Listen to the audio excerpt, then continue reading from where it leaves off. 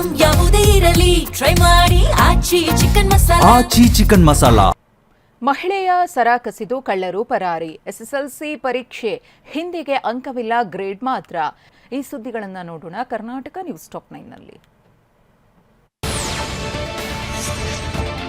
ಆಡಹಗಲೇ bakery ಮುಂಭಾಗ ಮಹಿಳೆಯ ಸರ ಕಸಿದು ಕಳ್ಳರು ಪರಾರಿಯಾಗಿದ್ದಾರೆ. ಬೆಂಗಳೂರು ದಕ್ಷಿಣ ಜಿಲ್ಲೆ ಮಾಗಡಿಯ ಗುಡೆಮಾರನಹಳ್ಳಿ ಹ್ಯಾಂಡ್ ಪೋಸ್ಟ್ ಬಳಿ ಇಬ್ಬರು ಯುವಕರು ಈ ಕೃತ್ಯ ಎಸಗಿದ್ದಾರೆ. ಅಂಬಿಕಾ ಎಂಬ ಮಹಿಳೆಯ 55 ಗ್ರಾಂ ಮಾಂಗಲ್ಯ ಸರ ಕಸಿದು ಪರಾರಿಯಾಗ್ತಾ ಇರುವ ದೃಶ್ಯ ಸಿಸಿ ಕ್ಯಾಮೆರಾದಲ್ಲಿ ಸೆರೆಯಾಗಿದೆ. ಬೇಕರಿ ಬಳಿ ಜ್ಯೂಸ್ ಕುಡಿತಾ ನಿಂತಿದ್ದ ಯುವಕರು ಏಕಾಏಕಿ ಸರ ಎಗರಿಸಿದ್ದಾರೆ. ಕುದೂರು ಪೊಲೀಸ್ ಠಾಣಾ ವ್ಯಾಪ್ತಿಯಲ್ಲಿ ಪ್ರಕರಣ ನಡೆದಿದೆ.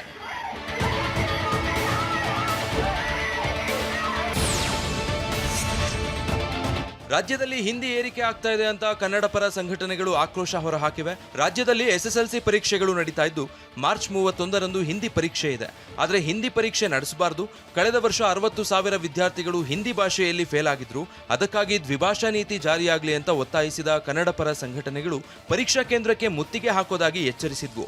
ಇದಕ್ಕೆ ಸರ್ಕಾರ ಮಣಿದಿದ್ದು ಹಿಂದಿ ಸೇರಿ ತೃತೀಯ ಭಾಷೆ ಕಡ್ಡಾಯ ಅಲ್ಲ ಅಂತ ಹೇಳಿದೆ.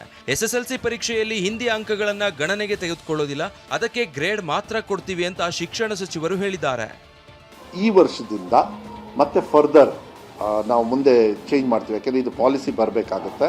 ಅಲ್ಲಿವರೆಗೂ ಈ third language will be graded only. ಎಕ್ಸಾಮನ್ನು ಇವರು ಬರೆಯೋದು ಏನು 625 ಇತ್ತು, ಈ 100 ಮಾರ್ಕ್ಸಿಗೆ ಏನು ಬರಿತಾ ಇದ್ದಾರಲ್ಲ, that will be converted into grades and not reflecting on the results.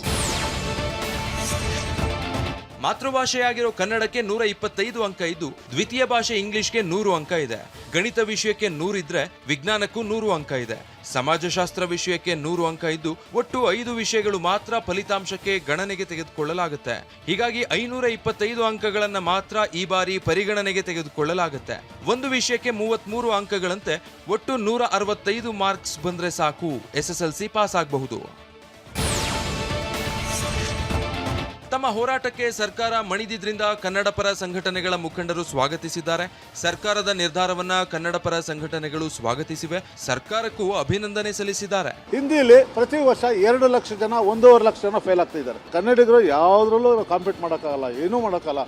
ಯಾಕೆಂದರೆ ನಮ್ಮ ರಾಜ್ಯದಲ್ಲಿ ನಮ್ಮ ಹೋರಾಟಗಾರರಿಗೆ ಒಂದು ಕನ್ಸರ್ನ್ ಇದೆ. ಏನು ಅಂತ ಹೇಳಿದ್ರೆ, ಹಿಂದಿಯನ್ನು ನೀವು ಇಲ್ಲಾಂದರೆ ಥರ್ಡ್ ಲ್ಯಾಂಗ್ವೇಜ್ನ, ಹಿಂದಿ ಒಂದೇ ಅಲ್ಲ ಥರ್ಡ್ ಲ್ಯಾಂಗ್ವೇಜು, ಅದರ್ ಲ್ಯಾಂಗ್ವೇಜಸ್ಸು ಇದೆ.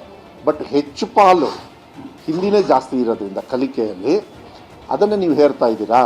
ಅಫ್ಕೋರ್ಸ್ ನೀವು ಅದು ಗೊತ್ತಿದೆ. ಅವನ್ನೆಲ್ಲ ಇವತ್ತು 625 ಅಂಕ ಇದ್ದಿದ್ದನ್ನು ಇವತ್ತು 500 ಅಂಕಗಳಿಗೆ ಇಳಿಸಿದಾರಲ್ಲ, ನಾನು ಶಿಕ್ಷಣ ಮಂತ್ರಿಗಳಿಗೆ, ವಿಶೇಷವಾಗಿ ಕನ್ನಡ ಪರ ಹೋರಾಟಗಾರರ ಪರವಾಗಿ ಅವ್ರನ್ನ ಅಭಿನಂದಿಸ್ತೀನಿ. ನಿಧಿಯಾಸೆಗೆ ಪುರಾತನ ದೇಗುಲವನ್ನ ಧ್ವಂಸ ಮಾಡಿದ್ದಾರೆ.